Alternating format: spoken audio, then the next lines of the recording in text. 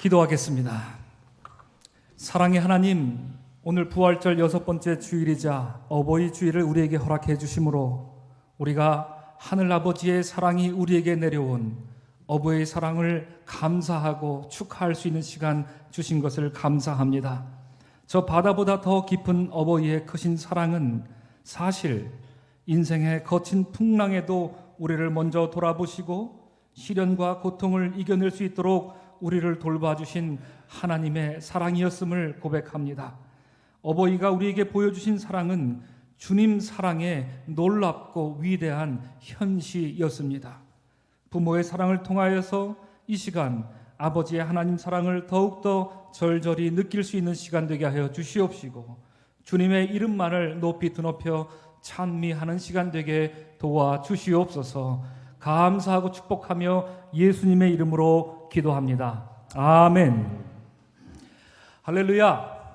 반갑습니다. 오늘 2부 예배 나오신 1층과 또한 2층과 또한 온라인으로 함께 예배하는 우리 모두에게 하나님의 놀라우신 사랑이 충만할 수 있는 은혜의 시간 될 수 있기를 주님의 이름으로 축복을 드립니다. 아멘.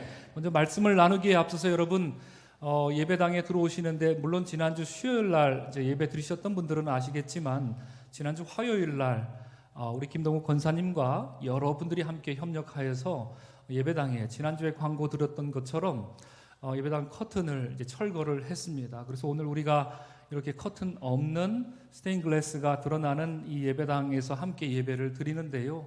월요일 지나고 화요일, 수요일, 목요일 이렇게 새벽기도 시간을 드리는 동안에 예배가 끝날 때쯤에 저 뒤로 자연 채광이 스테인글라스를 통해서 들어오는 그 은은하고도 감격스러운 그 빛을 제가 보았습니다. 여러분들도 보셨겠지요? 그 빛을 통해서 하나님께서 우리 성도님들의 아픈 삶과 또 앞으로 향한 그 놀라운 비전과 소망을 향하여서 이와 같은 은혜를 주시리라는 그런 확신이 제 마음속에 생겼습니다. 이제 119주년 기념주일 또 120주년을 바라보는 이때에 우리 하나님께서 이제 새로운 예배당을 통해서 우리에게 부어주실 그 은혜와 사랑을 더욱더 사모할 수 있는 우리 모든 사랑하는 서강교회 성도들 될 수 있기를 주의 이름으로 축복을 먼저 드립니다. 아멘. 여러분, 또한 우리 송 목사님 광고해 주셨던 것처럼 이제 우리가 성령 강림절기를 맞이하면서 특별히 우리 교회 창립 기념주일과 또한 존 웨슬리 목사님의 회심 기념주일이 공교롭게 한 날로 겹치는 날이지요. 이때를 그냥 성의 없이 준비해서는 안 되겠다라는 판단이 있었고, 또 기도 중에 특별 새벽 기도회로 모이면 참 좋겠다라는 그런 마음을 갖게 되었습니다. 그래서 이제 광고 드렸던 것처럼 여러분 받으신 이 특별 새벽 기도회, 우리에게 허락하신 주께서 주신 올해 우리 교회에 표가 있지요. 그 특별한 표 외에 이번 특별 새벽 기도회는 또 다른 표를 만들어 보았습니다. 성령이 오시니 우리가 만개하나이다. 이번 특별 새벽 기도회를 통해서 여러분 마음속에 움츠러들고 있었고 또 자신 없어 했었고 주저하고 있었던 그런 믿음의 제목들이 있다면 이 기도회를 통하여서 활짝 만개할 수 있는 시간 될 수 있기를 다시 한번 주의 이름으로 축복을 드립니다. 네, 그리고 지난주에 여러분 목요일, 금요일, 토요일 이렇게 이제 교회에서 여러분들에게 온라인으로 전해드린 제 목회 서신을 받으셨으리라 생각합니다. 관련해서 여러분 많이 기도해 주시고요. 다음 주일 맞으면 여러분들에게 안내문을 또한 배부해 드리도록 하겠습니다. 기도 중에 여러분 협조해 주시고 협력해 주시고 동참해 주시기를 다시 한번 거듭 부탁의 말씀을 드립니다. 모니터 볼륨이 조금 큰데요. 조금 줄여 주십시오. 네, 오늘 우리 중고청년부가 어머님 은혜를 불렀습니다. 이 어머님 은혜, 이 노래는요, 의정부 중앙감리교회를 섬기셨던 우리 자랑스러운 감리교회 목사님이시자 동부연회의 제1대 감독이기도 하셨던 윤춘병 목사님께서 어머니에 대한 절절한 그리움을 담아서 노래한 곡입니다.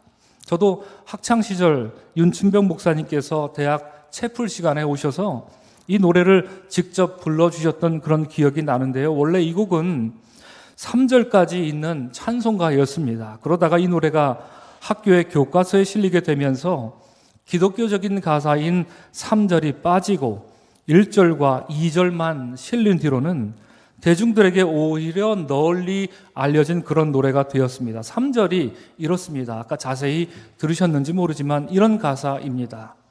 산이라도 바다라도 따를 수 없는 어머님의 그 사랑, 거룩한 사랑. 날마다 주님 앞에 감사드리자 사랑의 어머님을 주신 은혜를. 아멘.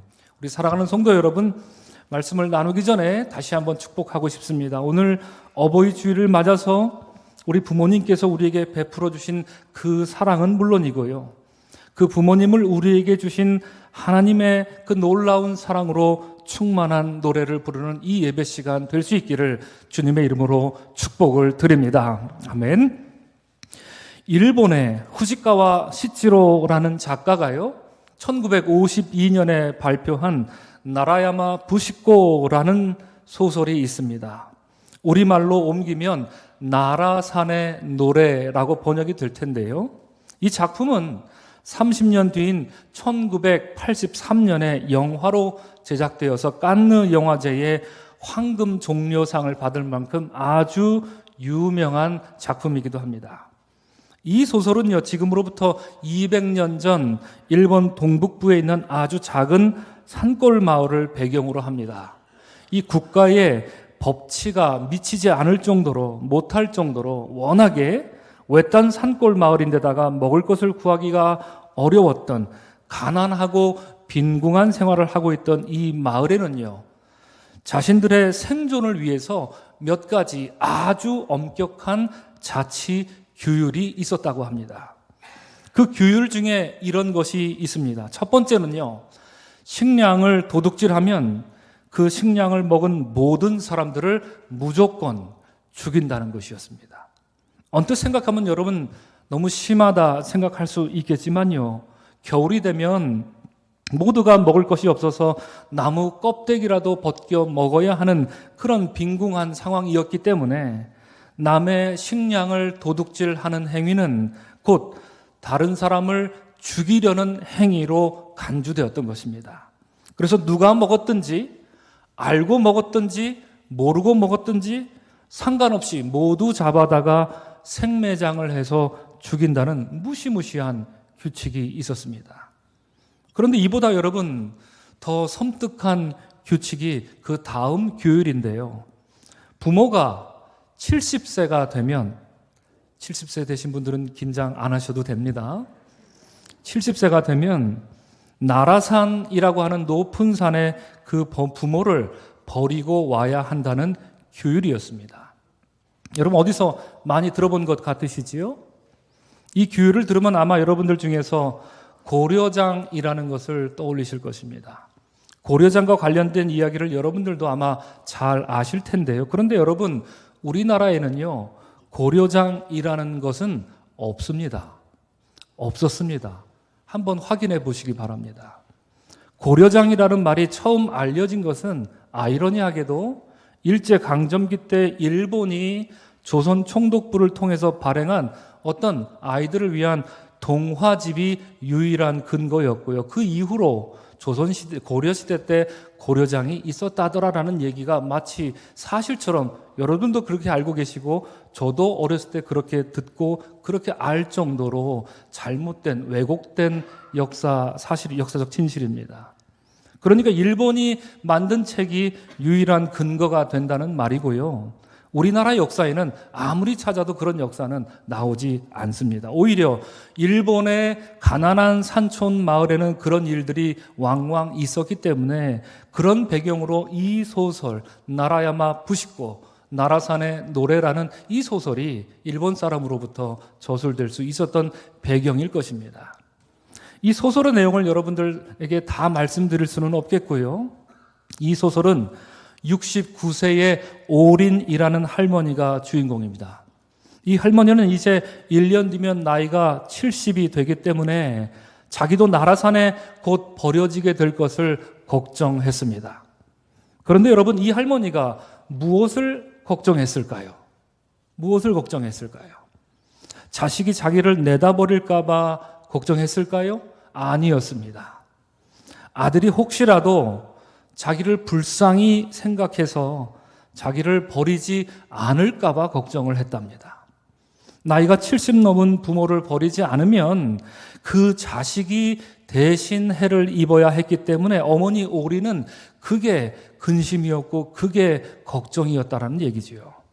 그래서 이 할머니는요, 멀쩡하던 앞니를 절구통에 찧어서 앞니를 다 날려버립니다. 그리고는 앞니가 다 부러진 채로 피를 철철 흘리는 모습을 일부러 마을에 가서 마을 사람들에게 막 보여줍니다. 마치 실성한 사람처럼 행세를 했던 것이지요. 사람들에게 나 실성했소, 나 실성했소 이렇게 광고를 함으로써 아들이 자기를 나라산에 버릴 때 죄책감을 갖지 않도록 하려는 것이었습니다. 또한 앞니를 다 부러뜨리면 밥을 제대로 먹을 수도 없겠지요. 그러면 식구들이 먹을 식량을 덜 축낼 수 있겠다 이렇게 생각을 했던 것입니다. 여러분, 어머니들이 다 그러시지요. 무모하리만치 자식들을 사랑하십니다. 드디어 주인공 오린이 나라산에 버려질 날이 왔습니다. 아들은 지게에 어머니를 싣고 나라산을 저벅저벅 오릅니다. 대대로 지켜오던 마을의 엄격한 규율이었기 때문에 안 할 수도 없는 노릇이었습니다. 산에 오르면서 아들이 이런저런 말을 하면서 어머니 오린에게 말을 걸어도 어머니 오린은 역시 규율이 엄히 명하는 대로 아무런 대꾸도 하지 않고 그저 고개만 끄덕끄덕 거립니다. 사람의 해골이 수북하게 쌓인 꼭대기에 마침내 올라왔습니다. 어머니 오린은 남몰래 싸운 주먹밥을 꺼내고는 아들 손에 꼭 쥐어주면서 그저 내려가라고 손짓을 합니다. 아무 말 하지 않았습니다. 그리고 그 아들이 내려오는 길에 온 세상을 하얗게 뒤덮는 눈이 내렸습니다. 그리고 눈발이 거칠어지고 세차게 퍼붓더니 눈이 점점 더 쌓인다. 마을은 그 눈에 파묻혀 간다. 이런 마지막 말로 소설이 끝납니다. 여러분들에게 자세한 내용을 다 소개해드리지 못해서 많이 아쉽지만요. 더더군다나 이 책은 절판이 돼서 여러분들이 시중에서 구할 수도 없는 소설이 돼버렸습니다만 사실 이 소설은 눈물 없이는 읽을 수 없는 소설이었습니다. 저도 몇 번을 울었는지 모릅니다.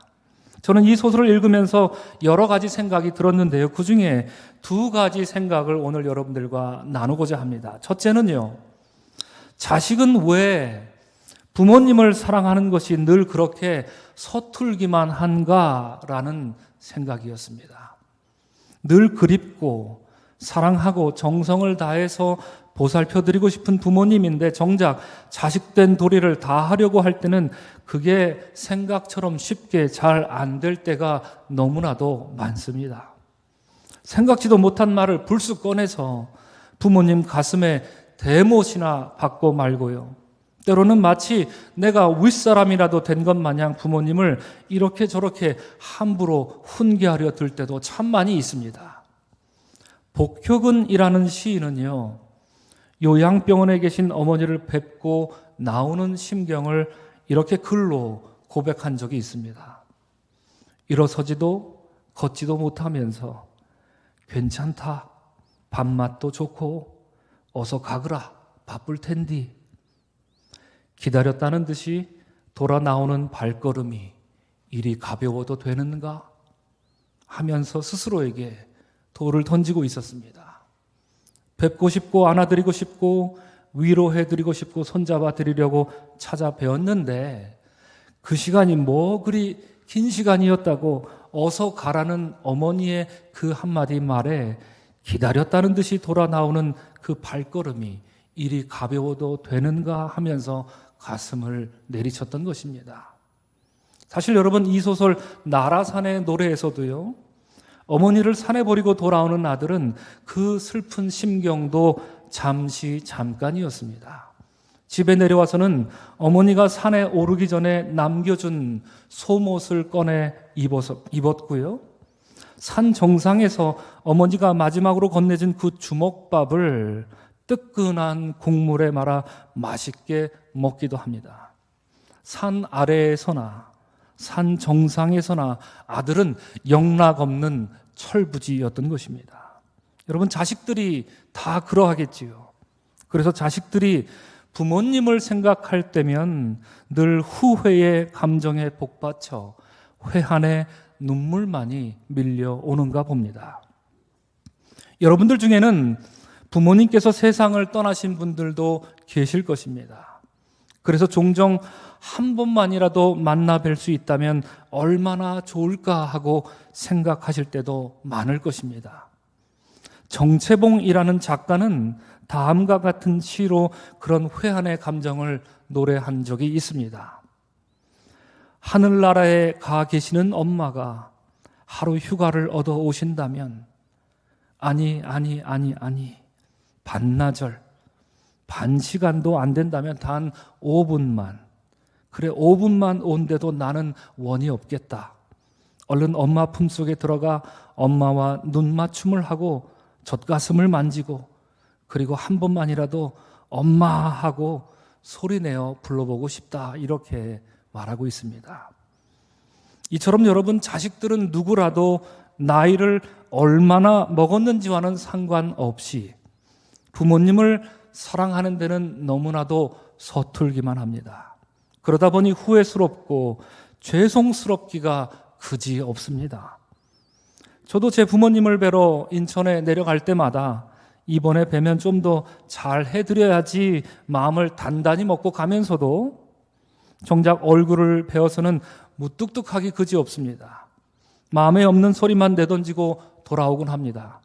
저희 집에는 TV도 없는데 어머니 댁에 가면 왠지 모르게 TV를 켜고 TV에만 시선을 고정해 놓고 있는 제 자신을 보기도 합니다.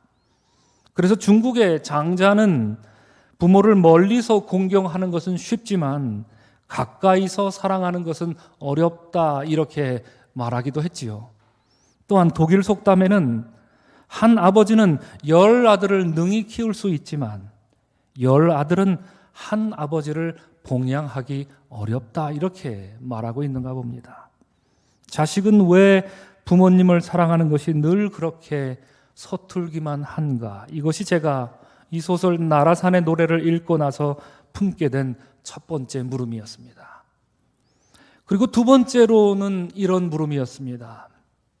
왜 부모는 언제나 그렇게 자식 사랑을 무모하리만치 앞세우는 것인가 였습니다. 혹시 여러분 그 이유를 아십니까? 왜 부모님은 왜 그렇게 늘 언제나 자식에게 아낌없이 사랑을 주시는지 여러분 그 이유를 좀 아시는가요? 알면 저에게 좀 가르쳐 주십시오. 어머니의 신화라는 책을 보면요, 아주 오래전인 구석기 시대로부터 왜 어머니라는 존재는 그토록 자식에 대한 사랑이 남달랐는지를 추적하고 있는데요, 이 책이 말하는 결론은 허무하게도 사실대로 말하자면 그 대답은 지금으로서는 모른다, 이렇게 결론을 내리고 있습니다. 여러 학자들이 이런 이유로 모성애가 탄생했다, 저런 이유로 자식에 대한 책임감이 생길 수밖에 없었다면서 고고학적, 사회학적, 그리고 생물학적 연구 결과를 말하지만 그 어느 것 하나도 자식을 향한 어머니의 사랑을 충분히 설명할 수는 없다는 말이겠지요. 그래서 저는 이 한민복 작가가 이렇게 말했던 게 생각이 났습니다. 손가락이 10개인 것은 어머니 뱃속에서 몇 달 은혜 입나 기억하려는 태아의 노력 때문인지도 모릅니다, 이렇게 말했거든요. 아, 한 달이 지났구나, 2달이 지났구나, 태아가 이렇게 내가 10달 엄마한테 은혜를 입는가 보구나 라면서 이 작가는 그렇게 그려보고 있었습니다. 비록 이 또한 어머니의 사랑을 충분히 설명하지는 못하겠지요. 하지만 인간은 모두 예외 없이 어머니, 아니 엄마의 뱃속에 있다가 이 세상으로 나온 존재라는 점에서 어머니의 사랑은 왜 그토록 숭고할 수밖에 없는지 짐짓 그려지기도 합니다. 여러분, 이 소설의 주인공이 오린이 이제 곧 나라산에 버려질 시간이 다가오면서 무엇을 걱정했다고 제가 말씀드렸지요? 기억하시나요? 자식이 자기를 버리지 않을까 봐 걱정했다고 합니다. 그리고 자기는 이제 곧 죽을 몸인데 자식 새끼들이 먹을 식량을 축낼까 봐서 멀쩡한 앞니를 절구통에 찧었다고 말씀드렸습니다. 저는 이 소설을 영화로도 보았습니다. 그 영화 장면에서 어머니 오린이 앞니를 절구통에 이렇게 내려 찢는 장면에서는 저도 모르게 윽소리를 내며 소름이 돋기도 했습니다. 이 배우가 실제로 나이 40밖에 안 된 배우였는데 실감나는 연기를 정말 보여주고 싶어서 실제로 자기 앞니를 절구통에 내려 찧었다라고 그렇게 말하는 것도 들었습니다. 어쩌자고 어머니는 그토록 자식을 사랑만 하실까? 이 물음은 해답을 알고자 물으면 물을수록, 관련된 책을 찾아서 읽으면 읽을수록 더욱더 미궁에 빠져버리는 물음이 아닐까 합니다. 세상에 알 수 없는 진리가 덜어 있지요? 그렇지만 자식을 사랑하는 어머니의 사랑만큼 풀리지 않는 숙제도 없을 것입니다.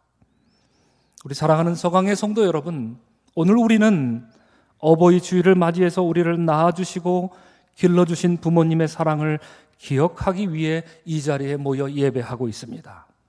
여러분들 중에는 어떤 분들은 부모님에 대한 기억조차 없이 살아오셨던 분들도 아마 계시지 않을까 생각이 듭니다. 어떤 분은 부모님과 관련해서 여러 이유로 아프고 슬픈 기억만 남은 분들도 계시리라 생각이 듭니다. 그리고 여러분 중에는 지금 부모님을 가깝게나 멀게나 모시고 계신 분들도 계시겠지만 어떤 분들은 이미 부모님을 하늘나라로 오래전에 혹은 가까운 과거에 떠나보내신 분들도 계실 것입니다. 그래서 모르긴 몰라도 여러분들 개개의 가정사에 따라서 오늘 이 날을 기념하는 분위기라든가 정서에는 다소 차이가 있을 것입니다. 하지만 여러분, 우리 그리스도인들은요, 자식이란 존재는 결코 부모라는 존재를 앞설 수 없다는 것을 명심해야 합니다. 에베소서 6장 1절은 어버이 주일이 되면 늘 언제나 사람들에게 설교되어지고 암송되어지는데요. 곧 이것이지요. 자녀들아, 주 안에서 너희 부모에게 순종하라. 이것이 옳으니라고 말씀하고 있습니다. 여기서 순종하라는 말은요, 이렇게 저렇게 주석을 달리 할 수 있겠지만 오늘 저는 이렇게 해석을 해봅니다. 자식들은 그 어느 때든지 부모에게 속한 존재라는 것을 잊지 말아라 하는 말씀입니다. 어렸을 때는 부모에게 속하고 싶고 기대고 싶어 하더니 자라면서부터는, 머리가 커지면서부터는 부모에게 반항을 하지요. 그리고 다 커서는 부모 위에 올라 앉으려고 하는데 그러지 말라는 것입니다. 자신이 아무리 잘났고 부모가 아무리 부족하더라도 자식이란 존재는 부모를 결코 넘어설 수 없다는 것이 하나님의 명령이라는 것입니다. 때로는 부모와 자식 간의 관계가 여러분 편치 못할 때도 있습니다. 그렇지요. 그럴 때도 있지요.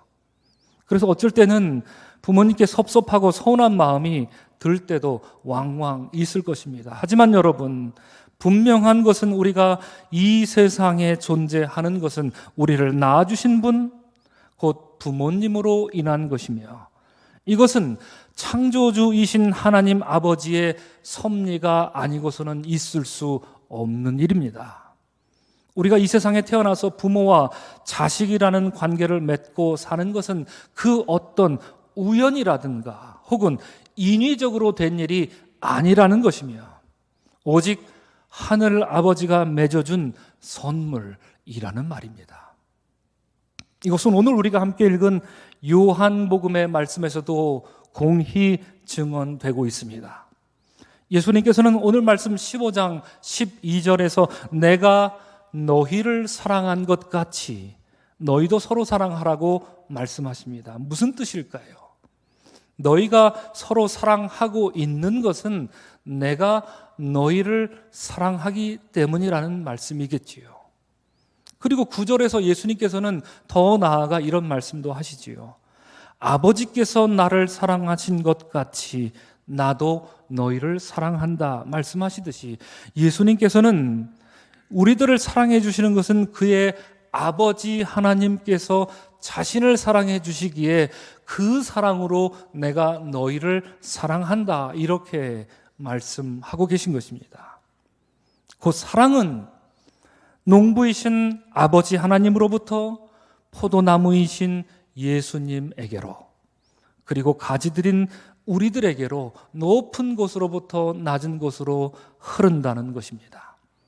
사랑은 위로부터 아래로 이렇게 철철 흘러 넘친다라고 하는 것이지요. 그것이 곧 부모의 사랑이기도 한 것입니다. 사랑하는 서강의 성도 여러분, 현대사회는 매우 빠른 속도로 급변하고 있습니다.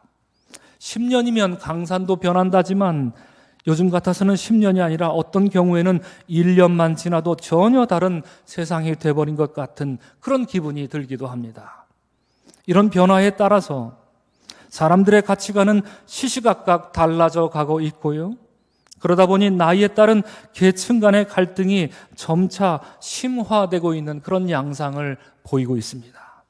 UN 기준에 따르면 우리나라는 이미 고령화 사회에 접어들었습니다. 그리고 수년 내에 초고령화 사회가 될 것이라 이렇게 전망을 하고 있습니다.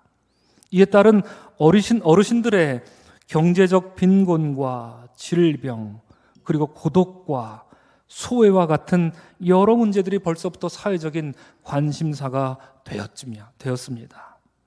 이런 상황 속에서 여러분, 오늘 어버이 주일을 맞이하여 예배를 드리는 우리들의 마음이 간단치만은 않습니다. 여러분들도 잘 절감하고 계시리라 생각합니다. 여러분, 오늘 제가 소설 나라산의 노래를 소개해 드렸는데요. 제목이 나라산의 노래인 것은 아마도 소설 말미에 온 산과 마을을 뒤덮었던 그 하얀 눈을 가리키지 않은가 생각을 해봅니다. 생존하기 위해서 자식은 부모를 반드시 버려야만 했고요. 부모는 그런 자식을 위해서 끝까지 사랑을 포기하지 않았던 이 소설 속의 슬픈 인간 사회의 현실 속으로 하얀 눈이 내렸던 것입니다.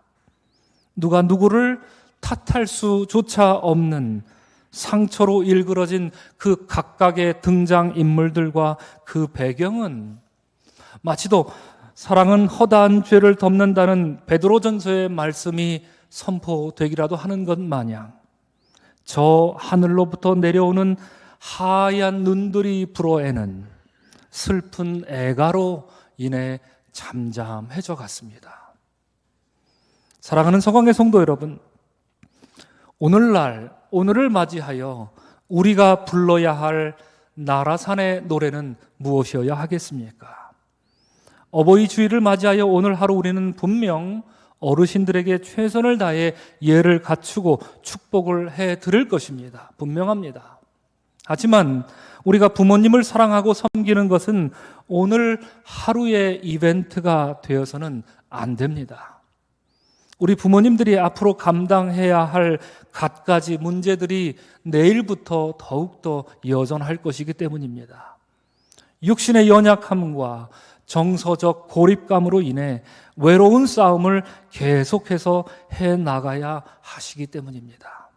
그러므로 이때에 우리가 부를 나라산의 노래는 분명합니다.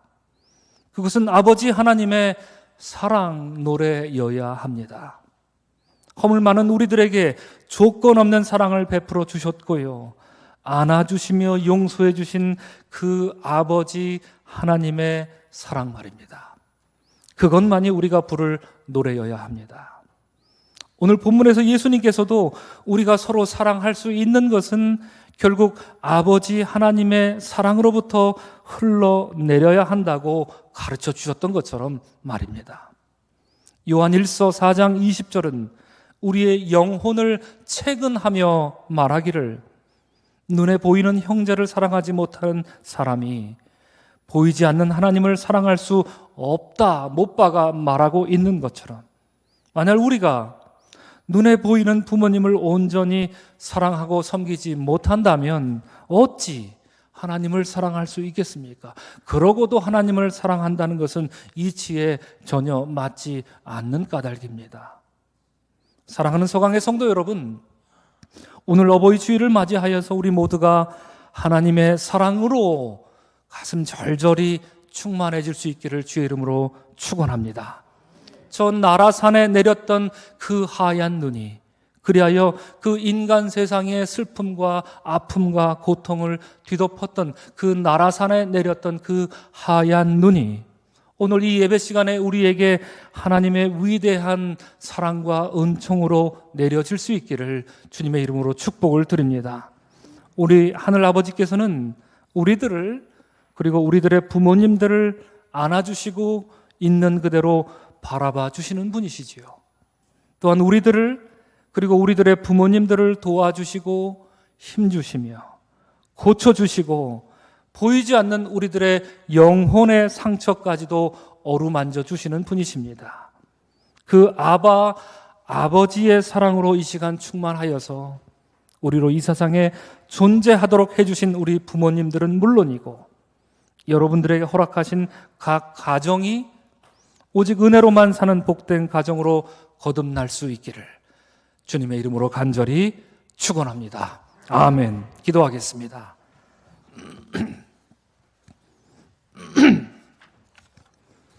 사랑의 하나님, 소설 속 나라산에 내렸던 저 하얀 눈은 누구를 탓할 수조차 없을 정도로 망가진 인간 사회의 그 아프고도 싫은 현실을 하얗게 말없이 덮었습니다.